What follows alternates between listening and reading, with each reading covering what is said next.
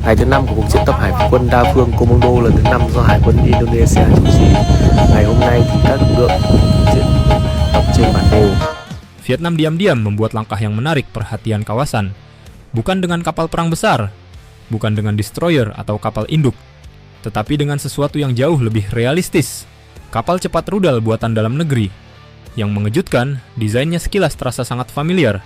Profil rendah, haluan tajam, superstruktur bersih, dan konfigurasi senjata yang nyaris identik dengan KCR terbaru TNI Angkatan Laut, KRI Belati. Pertanyaannya bukan sekadar, apakah Vietnam meniru? Tetapi lebih dalam dari itu, apa arti keberhasilan Vietnam membangun FAC lokal di tengah peta kekuatan industri kapal perang Asia Tenggara yang sedang berubah cepat?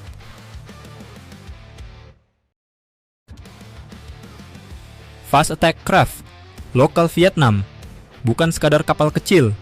Bagi Vietnam, membangun Fast Attack Craft atau FAC bukan proyek kecil. Ini adalah loncatan teknologi. Selama bertahun-tahun, industri galangan Vietnam lebih banyak berperan sebagai pembuat kapal patroli, kapal logistik, dan platform berbasis desain asing. Namun untuk kapal tempur cepat bersenjata rudal, tantangannya jauh lebih besar. FAC menuntut struktur ringan namun kuat, stabilitas tinggi pada kecepatan ekstrim, integrasi radar, CMS, dan senjata dalam ruang sangat terbatas. Dan disinilah Vietnam memilih pendekatan cerdas dan realistis. Alih-alih memaksakan kapal besar, mereka memulai dari platform yang paling masuk akal secara teknologi dan ekonomi. Mirip KRI Belati, ini penjelasan teknisnya. Jika kita bandingkan secara visual dan filosofi desain, FAC Vietnam dan KCR Belati memang berada di kelas yang sama. Tonase ringan menengah, kecepatan tinggi, profil radar rendah, konfigurasi persenjataan pun serupa. Meriam utama kaliber menengah, peluncur rudal anti kapal di tengah badan kapal, dan sistem close range untuk pertahanan terakhir. Namun kesamaan ini bukan soal meniru. Ini adalah bukti bahwa desain KCR Belati Indonesia sudah berada di titik optimal secara global untuk kelas kapal cepat rudal modern.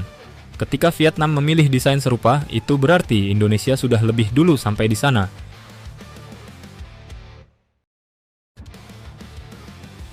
Kebanggaan Vietnam, karena mereka tahu batasnya. Yang menarik, Vietnam justru sangat bangga dengan FAC lokal ini. Kenapa? Karena mereka sadar betul, hingga hari ini Vietnam belum mampu membangun kapal sekelas korvet secara mandiri. Untuk kapal tonas besar, sistem propulsi kompleks, struktur lambung berlapis, integrasi VLS dan sensor jarak jauh, Vietnam masih sangat bergantung pada desain dan teknologi luar.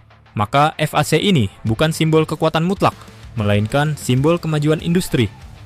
Vietnam sedang berkata, kami tahu kami belum sejauh itu, tapi kami akhirnya bisa membangun kapal tempur rudal sendiri. Dan itu patut dihargai.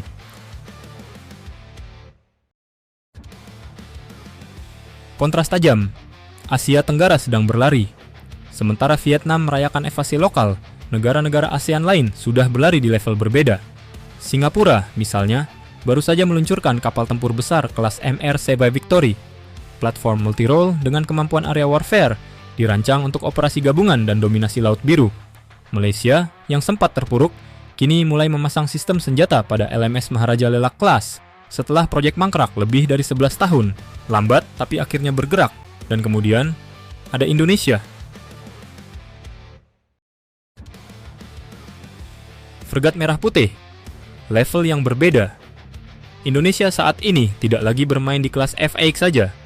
KCR Belati hanyalah bagian kecil dari puzzle besar. Yang benar-benar menggetarkan kawasan adalah KRI Baladewa Putra 322, panjang sekitar 140 meter, tonase besar, kapasitas VLS hingga 64 sel, sensor dan sistem tempur kelas berat. Banyak analis luar bahkan menyebutnya, ini bukan fregat biasa, ini destroyer yang menyamar. Dan yang paling penting, dibangun di dalam negeri. Ini bukan sekadar soal ukuran, tapi soal kedewasaan industri pertahanan nasional.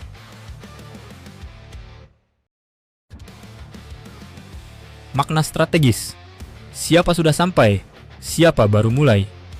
Jika kita tarik garis besar, Vietnam baru memasuki fase FAC lokal, bangga karena akhirnya mandiri di level dasar.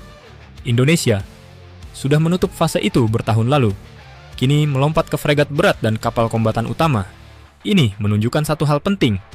Jurang kemampuan industri galangan di ASEAN makin terlihat. dan KCR Belati yang kini ditiru secara filosofi adalah bukti bahwa Indonesia pernah berada di titik yang kini sedang dikejar Vietnam. Bukan merendahkan, tapi membaca arah. Analisa ini bukan untuk merendahkan Vietnam. Sebaliknya, ini menunjukkan betapa pentingnya konsistensi industri pertahanan. Vietnam baru memulai, Indonesia sudah melangkah jauh. Dan ketika FAC Vietnam terlihat mirip KCR Belati, itu bukan ancaman, itu adalah pengakuan diam-diam atas kualitas desain anak bangsa. Karena di laut modern, yang menentukan bukan siapa yang paling berisik, tetapi siapa yang paling siap. Dan hari ini, Indonesia tidak lagi sekadar siap bertahan, tetapi siap menyeimbangkan kawasan.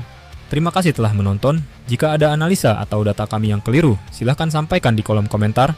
Sampai jumpa di analisa selanjutnya.